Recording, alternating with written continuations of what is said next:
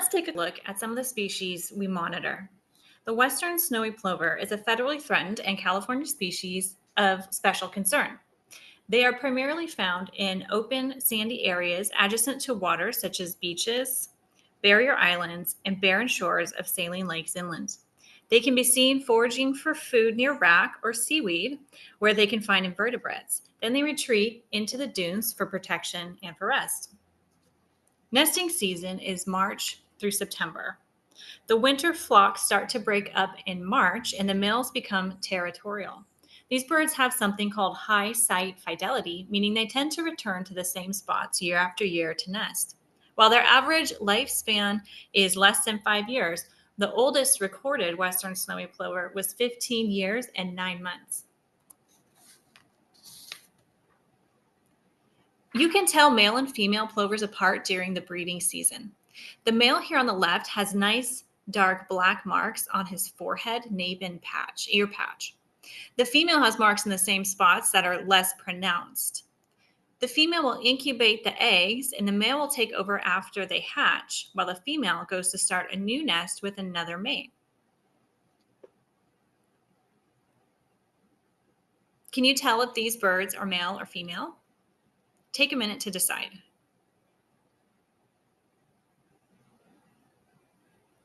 The bird on the left is a male. He has a dark forehead, a distinct ear patch, and a dark shoulder.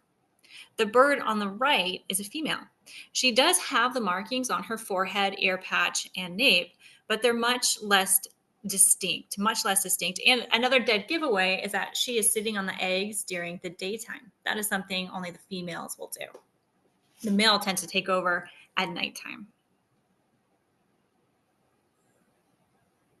To nest, the male will start to dig several depressions in the sands called scrapes. The female will choose one of these to lay her eggs in. They will often scrape near objects of interest like sticks or bones or even pieces of trash. Sometimes when predation is high, they'll get creative and put eggs underneath a plant. They take 28 days to hatch their eggs, and they'll have 1 to 3 broods per season, depending on predation.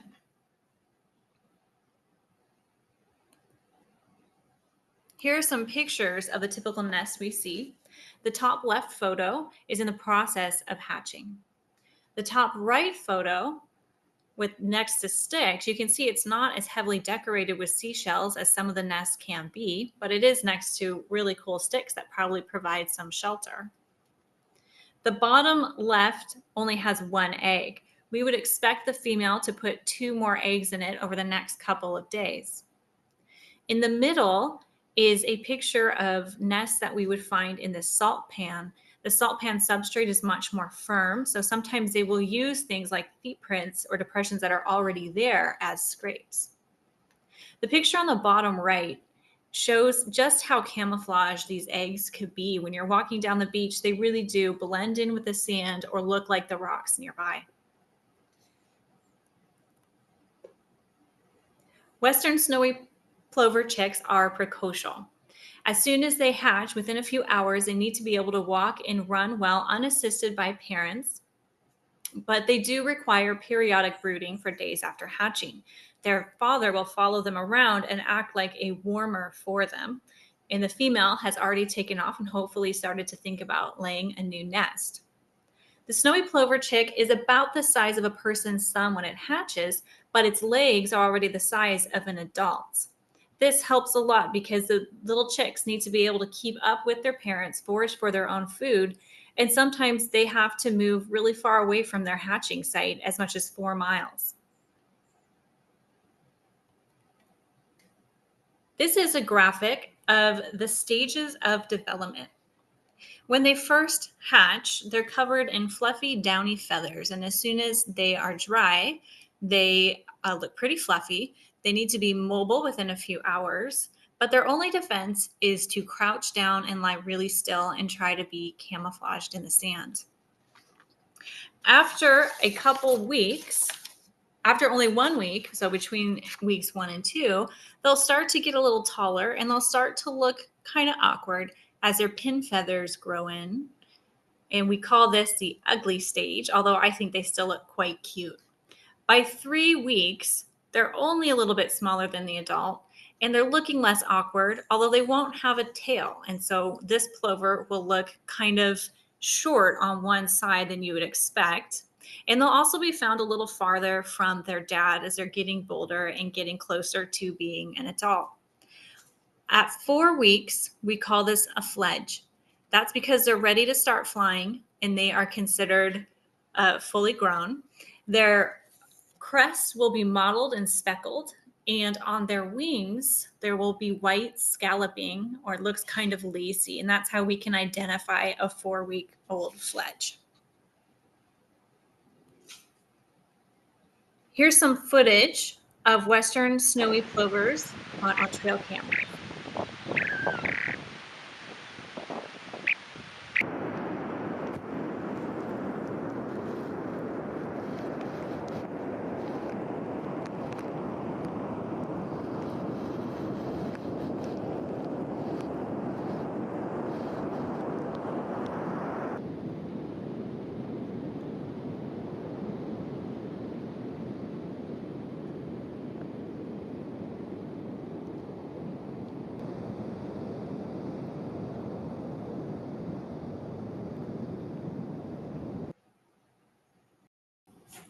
Now let's take a look at the California least tern. These agile and graceful birds are federally endangered as well as state endangered. They nest in colonies on sandy beaches and shelly beaches, as well as islands, coastlines, and rivers. They can also sometimes nest in gravel pits, dredge spoil, mud flats, or even flat gravel rooftops. Least terns eat small fish. You can see them diving for them in the lagoon and in the tide. Their nesting season is shorter. It's only May through August. They nest in colonies, and these birds also have high site fidelity, and they nest on Ormond and Magoo, occasionally on Hollywood Beach too. There are a few tern species you can see on Ormond Beach, but least terns are the smallest in the tern family. They are only 9 inches long with a wingspan of 20 inches. Males and females look the same. We can't tell them apart. They have a yellow bill and yellow feet, a forked tail, and a white forehead. The typical California least tern nest has 2 eggs, although 3 to 4 have been documented. These eggs only take 21 days to hatch, shorter than the 28 days that the western snowy plover needs. They can also have 1 to 2 broods per season, depending on depredation. The nest is simply a scrape in the sand or other substrate, sometimes with pebbles or shells, but they tend to be less decorated than the western snowy plover nest. When we're out on the beach, sometimes it just looks like an egg in the middle of the sand. Both sexes will make several nest scrapes, and then the female chooses which one in which to deposit her eggs. The nests are in sandy, open areas, and sometimes near a conspicuous feature like a piece of wood, bone, or trash. Here's a graphic of the stages of development of the California least tern.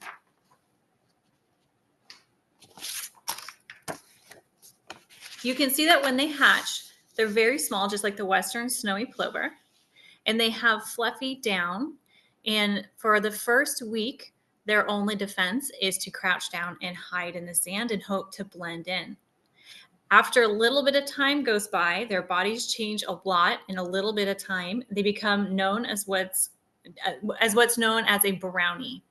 They don't have any white on their forehead, and they're starting to develop a black streak behind their eyes, but overall they appear brown, and they will still stay in the sand and wait for their parents to come and feed them.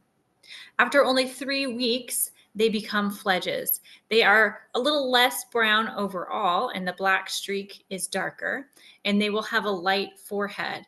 At this point, we expect them to be able to start flying. It's a very quick time for these terns, only 3 weeks in the eggs, and then 3 weeks to fledge. Here's a photo of some of the terns that we have seen. The top photo is a newly hatched chick, and these are called the feather stages. The top row is the feather stages. After only a week or so, it will start to look like the chick on the right. And then the picture in the middle, and the middle left is a brownie stage, and it's there probably crying for its parent to come and give it some food. On the right is a chick crouching down. This is their only defense, is to crouch down and hide and hopefully not get trampled or stepped on. The bottom left picture is the brownie stage, or excuse me, is the fledge stage. And so you can see how the color is changing. The bill is starting to get longer, and they're starting to resemble the adults a lot more. And here's some footage of these terns.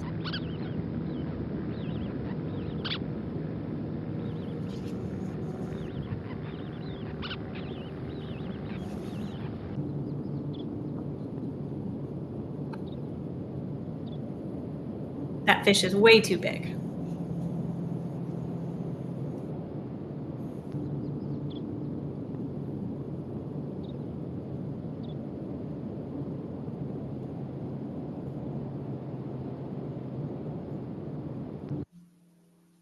Okay. So let's do a quick review. The California least tern, pictured on the top row, lives on Ormond and Hollywood beaches occasionally, but mostly on Ormond. They fish in the lagoon and in the tide lines, and you'll see them diving in the water. Their egg incubation is only 3 weeks, and they build a shallow depression in the sand called a scrape. From chick to fledgling takes only 3 weeks, and their nesting season is short, May through August. And again, these birds tend to nest in colonies, and you will see many of them at once if we're having a good season. Western snowy plover, pictured on the bottom, you will find them along the tide line looking for food in the wrack or the seaweed. They build scrapes and tend to decorate them with seashells. They lay 3 eggs at a time that take 4 weeks to hatch, and it takes 4 weeks for the chick to become a fledgling. Their nesting season is March through September. And the picture on the bottom right is one of my favorites. There's a male there incubating his chicks, and you can see how they are all tucked into his feathers, and it looks like he has a lot of legs. The next slide I'm going to show you is a trail camera footage of some of the obstacles shorebirds face in their flight for survival. And I want to warn you that there is some footage of a shorebird, a western snowy plover, being predated. So after you see the owl, if you do not wish to see this part of the footage, go ahead and look away until you hear the music on a person's Walkman playing. In this footage, you will see how these birds have to endure severe weather, predators, and human trespassing. There's also what we think is a salt marsh shrew in there too, which is just cool because we never get to see them. The crows and ravens are particularly harmful on Ormond Beach, and there's some footage of them in there too, being very clever and figuring out ways to get to the eggs, even if we use what's called an exclosure, which is the metal cage that we use to set over the nest to try to protect them from other kinds of predation.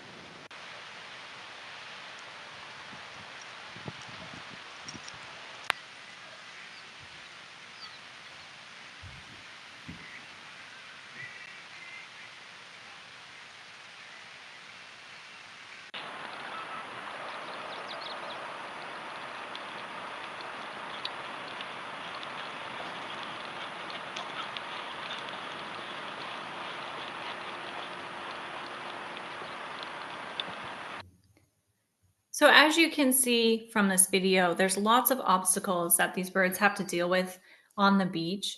We used to use exclosures more, but as you can see from the video, they tend to draw in humans, and also the corvids learn to look for eggs there. So we no longer use those. But now the eggs are just in the middle of the sand where cyclists have and often get close to crushing the eggs. So we're dealing with a lot of disturbance on Ormond Beach and especially on Hollywood Beach where there's a lot of foot traffic. I'm going to go over a little bit of information about banding with you. We don't expect you to learn how to do this as experts. It can be a little bit tricky, but I'm just going to show you a little bit about it. And the best thing you can do if you're on the beach and you spot a banded bird, if you have the ability to give us a photo, that is the best way to do it. If not, if you can describe what you're seeing, sometimes we can help figure out what it is. We have a few banded birds that come and visit us and stay on our beach regularly. So some of them we recognize. So babies are banded when they are just a few days after hatching, and we don't know if they're male or female yet. To become a master bander, it takes several years and a lot of training to be able to do it. The bands are color coded by location and year. And here's a graphic showing you the letters that we would use in a code for how to describe how a band is birded. So if you look at this image of the bird here, the bands are read left leg to right leg, top to bottom. Most Western snowy plovers have two bands on each leg. If the bands are located above the joint, then they are capitalized. So if you look at this bird right here, it's hard to see. There is a silver band. So that gets a capital S for silver. So S or X is silver. And then below the joint, lowercase, yellow over yellow. So the left leg goes first, silver, yellow over yellow. The right leg, there's nothing above the joint, and it's blue over red. So B over R. Most of these colors are getting the first letter as its symbol, except for tan, which is an N, and black, which is a K, which the B for blue cannot be B for black, and that's why they've done it for black. Sometimes it gets more complicated, and they have bicolored or striped bands, and then you have to use a slash in between. So this one would read pink above the joint. Let's get the menu to disappear. Peak above the joint, white below the joint on the left leg. Then the right leg is going to be orange and blue and white striped band. Blue and white striped band. That's pretty complicated. Again, don't worry too much about it, but if you can try to describe to us what you've seen or get a photo, that is really helpful.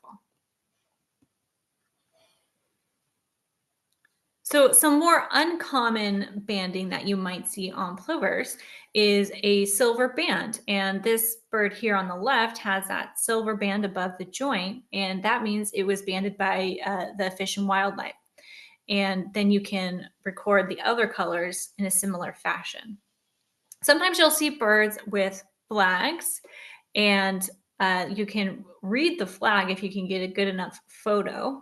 And this bird has on its left leg just a blue band above the joint, so it gets capital B. And on its right leg, it has a flag that reads A1.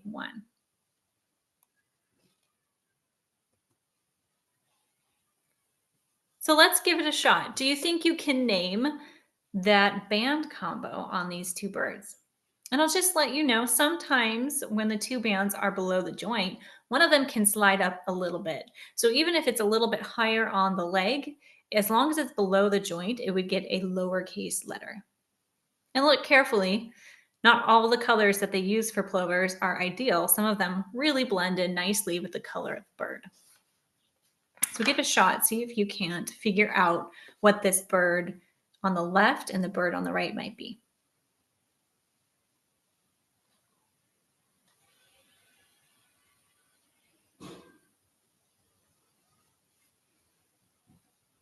All right, let's take a look at the answers.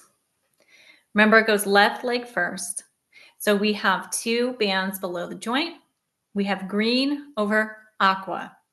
The blue is a darker blue. That light blue is aqua. So green over aqua on the left, orange over yellow on the right. The bird on the right, did you notice it has a band above the joint? And it only has one band below the joint on the left leg. So this bird reads, left leg is just blue. In the right leg, this is tan. So it gets a capital N because it's above the joint, and then white over white. Very hard ones to see out in the field, I think. When you're looking at bands, you also have to pay attention to what is going on that day with the sunlight, and can it change the way a color is looking. So take a look at these pictures. Are these the same bird? What do you think? These colors here are in a shadow, but I can see in my eyes, they look violet. They look purple. And then over here, we have blue over orange, or is it aqua over yellow? Over here, we have this definitely looks yellow. Is it the same bird? What do you think? It is. This is violet over violet on the left leg, and it's aqua over yellow, even though it looks a little bit orange in that picture. I know these are tricky, and I appreciate you taking the time to learn about it. And remember, don't sweat it too much. If you can describe to us what you see or give us a picture, that is the best way to help us out when we're identifying banded birds on the beach.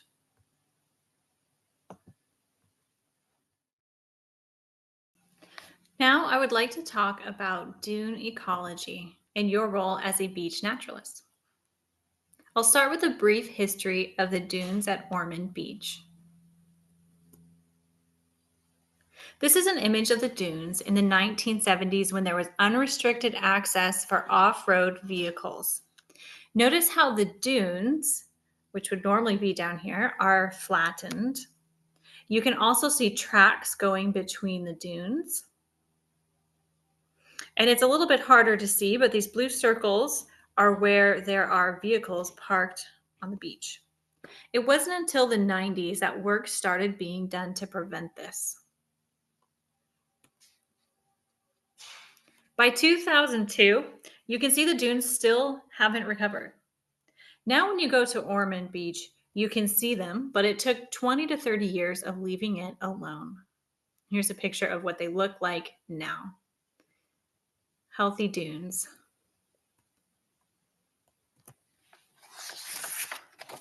Here's a graphic of the ownership of Ormond Beach. We do the monitoring, but it's all on other people's property. The green area is the Coastal Conservancy's property, and that's all the way down to Arnold Road, and then about halfway up our monitoring area. The TNC owns the property in red in the back of the dunes, right here. And then the city of Oxnard owns the rest. The blue shaded areas are property owners that have property that do affect Ormond Beach, but they are not property that we go on and that we monitor. These are the Coastal Conservancy, the City of Oxnard, and the TNC, the Nature Conservancy, are the project partners who are working on restoring the wetlands on Ormond Beach.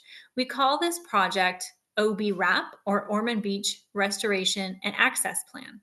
VIS had a guest speaker come and talk all about this in 2025, and I highly recommend that you watch it if you want to know more about what is happening. You can find it linked in our website.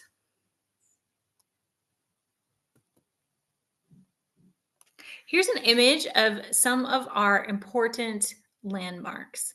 The access points to Ormond Beach right now are only from Arnold Road and Wainimi Beach. Here we are looking at some landmarks on Ormond Beach, and right now the only way to access Ormond Beach is from Arnold Road, which is shown over here along the Magoo fence line, And from Port Hueneme, there are parking lots right around here that you can park in and walk. The Magoo fence line over here is not to be crossed. That is the base, and they will not permit anybody going that way. For car drop off, something we often like to do is leave a car on Arnold Road, or we'll leave it if we like to watch, depending on which way we want to walk. We'll leave a car over in Port Hueneme. We'll drive over together to Arnold Road, and then we walk from Arnold Road back to the car we left in Hueneme. And this is a great system that reduces the need to go up and back again. However, it does not work if the lagoon is breached after heavy rains. Some other marks on this map for you to see are the Perkins Road parking lot, which you can use to get out to Perkins Island. And here is the Halico property. We call it the Slag Hill, and there's lots of illegal encampments on that Slag Hill. And then over here is the power plant.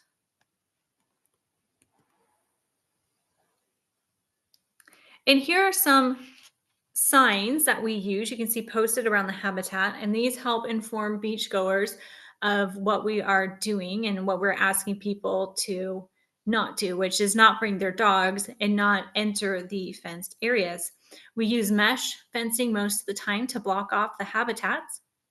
And if you look at this map, you can see from 1 year of nests just how much area these nests can be in. And they can even be out onto the tide line. So they can really be just about anywhere. And this beach is very vulnerable during nesting season.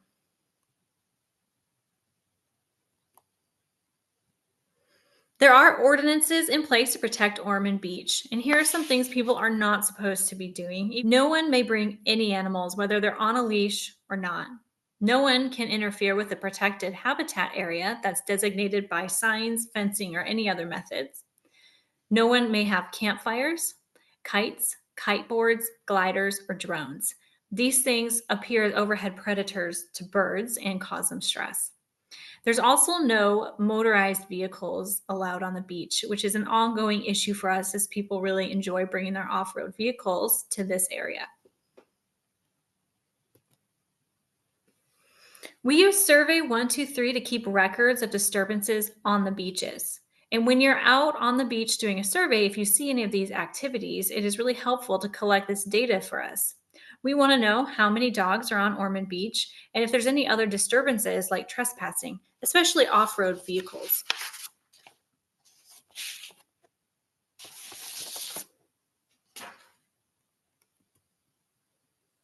When you're walking the tide line, keep an eye out for plover prints.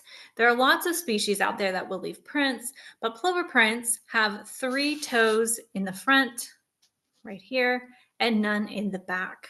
Sometimes you can see horned lark prints too, and you'll notice how these are different. They have a toe in the back and they're longer and more slender. If you see fresh plover prints like this, you can bet that probably nearby are some birds.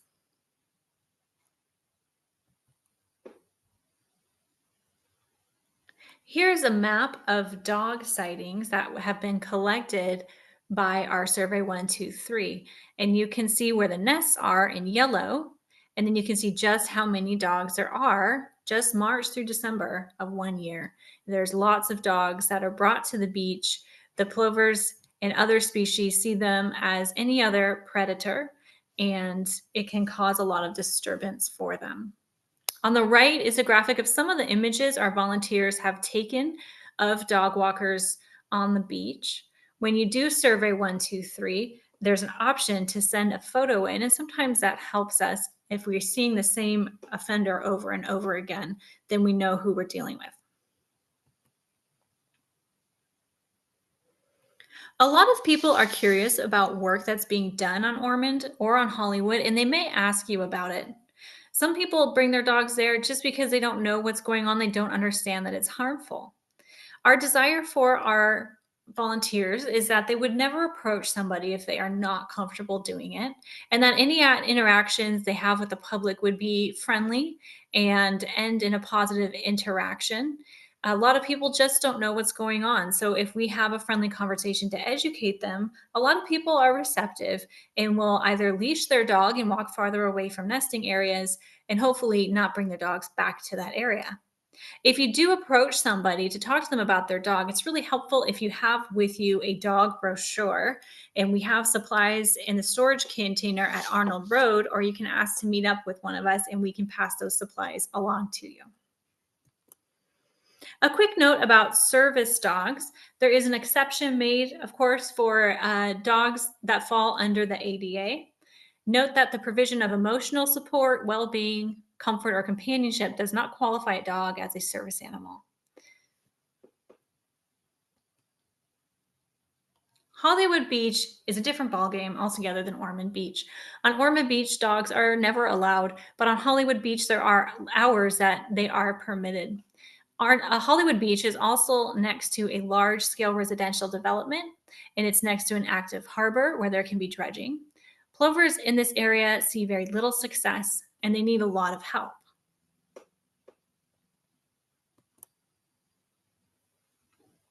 We started our Dog Rangers program to address the issues we were having on Hollywood Beach. No dogs are allowed between the hours of 9 a.m. and 5 p.m., but people often disregard this and bring their dogs at their own leisure. So we have designed a program to help educate the local community about why the dogs are not allowed on that beach and to give the dogs certain behaviors that they can do to help protect the birds and reduce the stress that their dogs bring to them. If you get in a conversation with somebody, whether it's on the beach or off the beach, please keep the conversation friendly. Never continue in a conversation that makes you uncomfortable. And if you can, inform the dog owner about the birds and the work being done there and give them a brochure. Always log your encounters on the Survey 123 dog log, as that helps us keep track of how this work is going. If you see anything that needs to be reported on Hollywood Beach or Ormond Beach right away, such as a vehicle on the beach, or if you find a nest, please contact Kristen at volunteer@venturaAudubon.org, or if you're on Hollywood Beach, contact Deborah Beringer at dberinger98@hotmail.com. Deborah is the biologist running the shorebird recovery efforts on Hollywood Beach, and she's often responsive to come out and help deal with issues that arise there. Thank you so much for watching. That's it for Dune Ecology. I look forward to meeting you on the beach.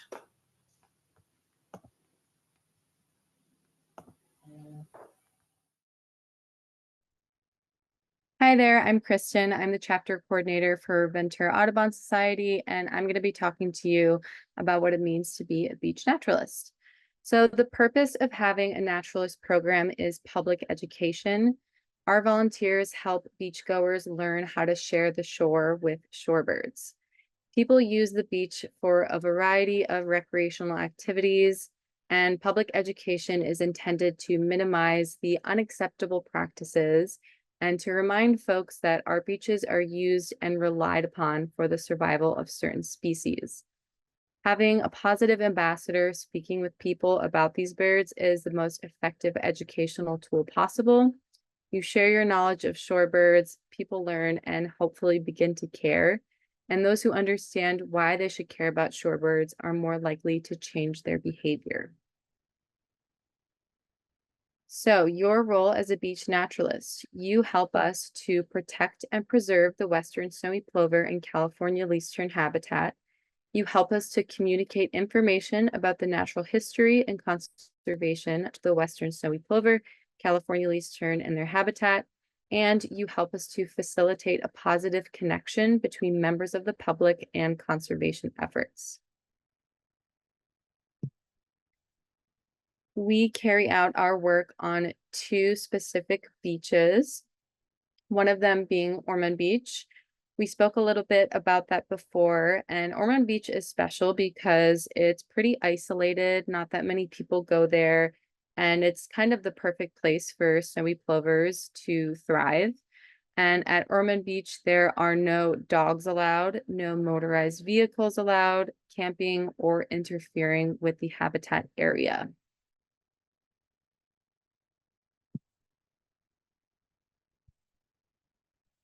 Ormond is situated between Wainimi Beach and Point Mugu Navy Base. There are two entrances to get there. One of them is through Wainimi Beach. You do have to walk a little bit to eventually get to the official entry point of Ormond. And then the other way is through Arnold Road, which is right next to Point Mugu. And there are a few nesting habitat areas that we work in, and they are all fenced off with either mesh fencing or the post and rope with habitat signage on them.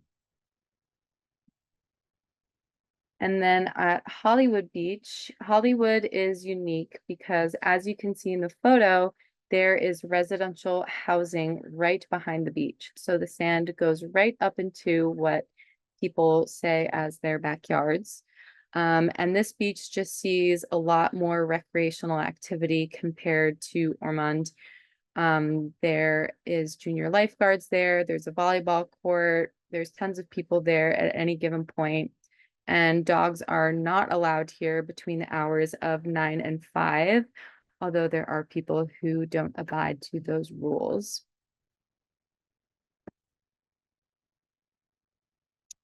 And this is the stretch of beach. There are a handful of entrance points. Usually when we go, we park on the right side of the photo. There is a parking area over there, and we enter. This is where all of the dunes are, and there is a small fenced off area for the habitat. We don't personally have our biologists go out to this beach and do surveys, but we do work closely with the permitted biologist for Hollywood. So, activities and opportunities as a beach naturalist. We're going to get into all of these in the coming slides and break them down individually. Tideline surveys. So tideline surveys are when you are walking the tide line using your binoculars to count snowy plovers. So the most important aspect of tideline surveys is your presence, meaning that the public can see that there are people who care about these threatened and endangered birds. While we do discuss California least terns and our biologists gather data on them, we only ask volunteers to count snowy plovers. And we've simplified data gathering to just counting adults, chicks, and the number of clutches you see. And we'll talk about that online survey where you do put that data in a bit.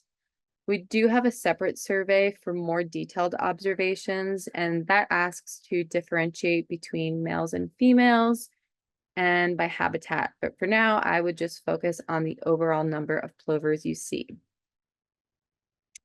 While we no longer ask volunteers to complete rack surveys, it's still a good idea to know what rack is. Before I knew, I thought that it was just ugly seaweed on the beach, and I was happy to see a beach that was clean. But now I know that rack is a good indicator of a healthy ecosystem. So what is rack? Rack is seaweed, kelp, and other natural material that washes up on the tide line. And it is what Western snowy plovers forage through to find their food. And a healthy amount of rack means a healthy food source. We rate rack from a scale of 0 to 5, 0 in the top right corner, meaning there's almost no rack, which means that there is a very low chance that you will probably see shorebirds. And then a healthy rating of rack is a 5. On the bottom right corner, you can see that there's rack everywhere, all over the beach, and that is a good sign of that there's a good food supply. Disturbance survey. In the app where we collect our data, there's an option for disturbance. And a disturbance can mean anything that disturbs the birds from their normal day-to-day activity, meaning that if they get flushed or spooked for whatever reason, that counts as a disturbance. So whether it be walking, running, dog walking, any recreational sports, playing at or near the tide line, and anything else that can disturb the birds. Vehicle log. So as we mentioned before, vehicles are not permitted at Ormond Beach. That could be a regular car, ATV, dirt bike, or even a bicycle. There's lots of e-bikes around now, and people love to take those out on the beach. So the first thing you should do if you see any of these vehicles is contact the Oxnard Police Department. Then take a photo if you can and upload that information to the data collection website. And if you can record the license plate number, that would be even better. Dog log. Dogs are not ever permitted at Ormond Beach. However, they are allowed at Hollywood Beach before 9 a.m. and after 5 p.m. Although there are people who do not follow those rules and they bring their dogs to the beach all hours of the day. If you are at Ormond and you see an off-leash dog, if you're comfortable, you can confront the dog owner, let them know that there are nesting shorebirds and chicks in the area. It's even better if you have a brochure or a photo of a bird to show them and show them exactly what we're talking about so they can be aware. But if you don't feel comfortable approaching, you don't have to. Just record this sighting in the data collection website and take a photo if you can. And gathering this data is helpful because if we are noticing an unusually low amount of nests and chicks in one area, we can reference this dog log information, and then we can draw some conclusions based on that.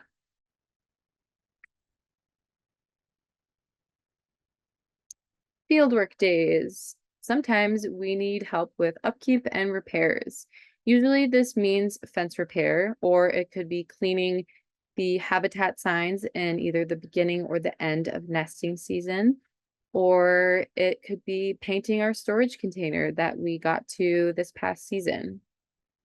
And depending on the severity of damage, fence repairs could be simple or a couple of hours long, and we typically have them throughout nesting season because there's always people ripping down fences, usually people with vehicles, so they can get through the nesting area. Outreach. We conduct outreach a few different ways, sometimes at the beach, but more often at offsite locations. And outreach looks like setting up a table with visual aids, brochures, and talking with those who stop by, telling them who we are, what we're doing, and being the voice for the sensitive shorebirds that we protect. We don't typically do outreach at Ormond Beach, typically because it is quieter and we like to speak with as many people as we can. Although at Hollywood Beach, which is the top left photo, we like to showcase dog rangers, which we'll get into a bit later. And then we have a few outreach locations that have become a staple in the Shorebird Recovery Program. The bottom left corner, we visit the Ventura Botanical Gardens one Friday a month to promote our Dog Rangers program. The top right photo is the Sailor and Friends Pet Supply on Main Street in Ventura. They have a monthly adoption event with a local dog shelter. And there's not a photo up on here right now, but we have been going to the Channel Islands Harbor Farmers Market in Oxnard once a month. This is a really awesome location because there's heavy foot traffic, which means we can talk to more people about the Shorebird Recovery Program. And it's also a cool location because the market is right in front of Hollywood Beach. So we can point behind us and say, yeah, the birds are nesting right over there. Have you ever seen the nesting habitat? And usually people know what we're talking about. And as much as I love attending these outreach events, it's beneficial to have other faces with me.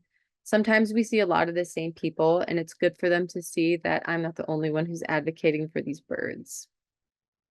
Events. While we don't host or attend that many events, a few pop up throughout the year that require some extra hands and program knowledge. Typically, we ask volunteers to come for 2-hour shifts, and depending on the shift that you sign up for, you could either be helping us set up, break down, or just talking with people who stop by our tent. And at tabling events, we also have a craft called Plover Pals, where they make a snowy plover chick and an egg. And we talk to them about camouflage and what life is like for a chick on the beach. Some of the photos up here are from our annual fundraiser for the Shorebird Recovery Program. It's called Raise the Roost, and all funds that are acquired there go directly towards the program. We also attend the Pooch Parade hosted by Carl, a local dog shelter. It is one of their big fundraisers throughout the year. And we also go to the Ventura Land Trust Film Festival, which is their largest fundraiser event for the year. Dog rangers. So dog rangers reframes the public conversation around the disturbance of shorebirds and seabirds by dogs, letting beachgoers know how their dogs can help birds. So we're talking to dog owners about how their dogs can be bird protectors rather than bird disturbances. While we see dogs as our cute, cuddly friends, to birds, they are seen as predators. And most dog owners are simply unaware of their dog being seen as a predator.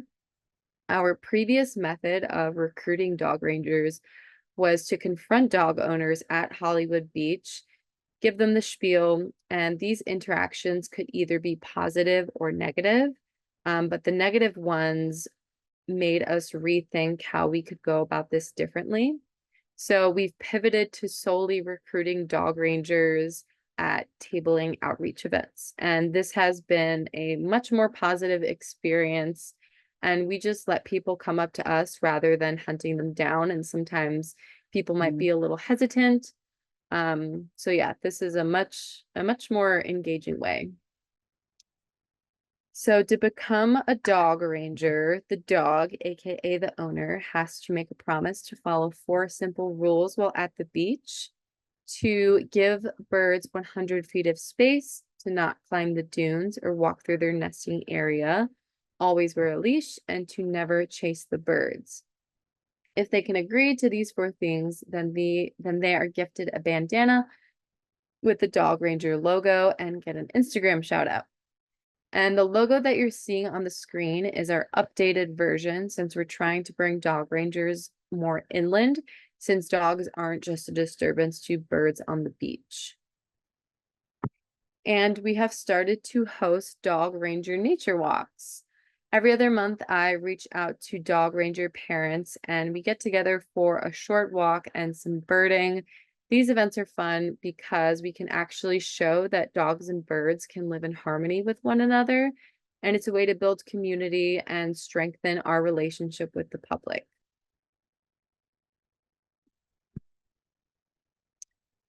So those were all of the activities that you can get involved with as a beach naturalist. And while they're mostly the same for both beaches, there are a few differences.